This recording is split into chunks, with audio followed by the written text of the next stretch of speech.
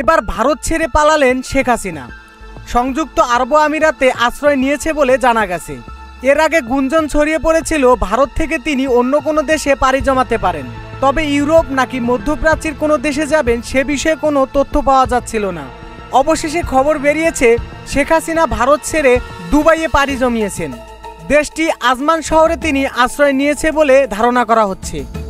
তবে ঠিক কবে নাগাদ তিনি আরব আমিরাতে পৌঁছান তা এখন পর্যন্ত জানা যায়নি। সম্প্রতি সংযুক্ত আরব আমিরাতে দেখা গেছে সাবেক সংসদ সদস্য শামীম ওসমানকে।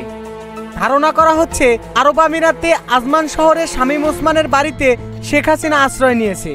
বিভিন্ন গণমাধ্যমের সূত্র অনুযায়ী পাওয়া সংযুক্ত আরব আমিরাতে আজমান শহরে শামীম ওসমানের বাড়িতে শেখ হাসিনা আশ্রয় নিয়েছে।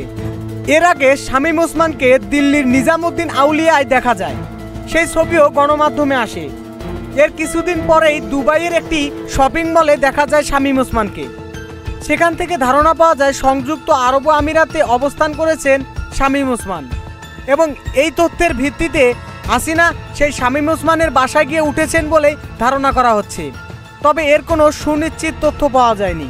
ডেস্ক রিপোর্ট, এই সময় টিভি, ঢাকা।